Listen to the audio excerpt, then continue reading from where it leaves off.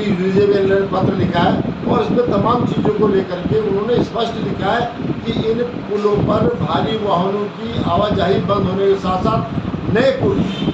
पुलों की व्यवस्था होनी चाहिए और वैकल्पिक रास्ते जो तमाम ये भारी ट्रक जा रहे हैं उनके लिए वैकल्पिक रास्तों का चयन होना चाहिए। ढालीपुर बैराज है, उसके बाद कुल्हाल तक जो इस संबंध में जो इसके पुल हैं, जो शक्ति नहर पर बने हुए पुल हैं, उनके बारे में केंद्रीय सड़क अनुसंधान संस्थान जो भारत सरकार की संस्था है उसने जो रिपोर्ट सौंपी है वो रेड अलर्ट कर दिया उसने विभाग को और बहुत चौंकाने वाली है। उसने स्पष्ट लिखा है कि इसमें जो तमाम पुल हैं उनके जो पायर्स हैं, जो उनके पिलर्स हैं, उनमें क्रैक आ चुकी है, मिसअलाइंड हो चुके हैं, उनकी जो बैरिंग है वो बिल्कुल जीर्ण शीर्ण हो चुके हैं और वो कभी भी क्षतिग्रस्त हो सकते हैं, दुर्घटना का सबब बन सकते हैं, कारण बन सकते हैं, जान माल की हानि हो सकती है।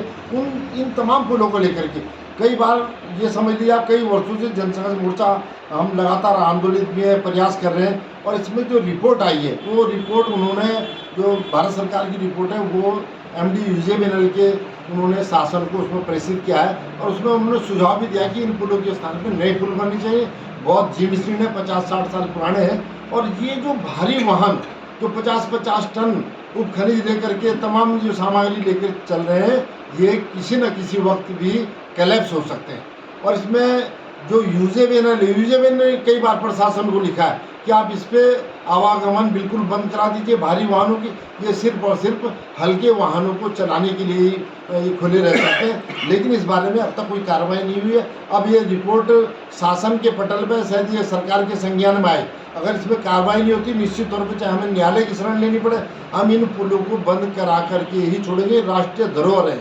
और मैं समझता हूँ अगर ये पुल टूट जाते हैं तो निश्चित तौर पे हमारा जो उत्पादन है विद्युत का वो भी प्रभावित होगी। जो परियोजना में स्तर में तमाम जो काम होता है, जो उसका रख रखाव अनुरक्षण है, ये भी प्रभावित होने की संभावना है। इसलिए इन पुलों पे भारी वाहनों की आवाजाही बंद होनी चाहिए। शक्ति नहर या यमुना नदी पर बने पुल भी इसी स्थिति में ये जो यमुना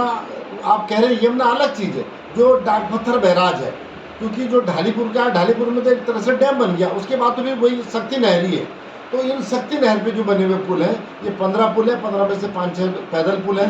6-7 और बाकी जो पुल हैं और तो खैर कोई दिक्कत नहीं, उसमें ज़्यादा भारी वाहन नहीं चलते हैं, लेकिन 4-5 पुल बहुत जिस पे 50-50 टन सामग्री जाती है पूरी रात भर वो चलते हैं, उनसे पुलों को लगातार खतरा बना हुआ है। और इस मामले को लेकर हम सरकार से भी बात करेंगे, शासन में भी बात रखेंगे, नहीं होता तो आखिरी फिर हम माननीय न्यायालय की इसमें शरण लेंगे।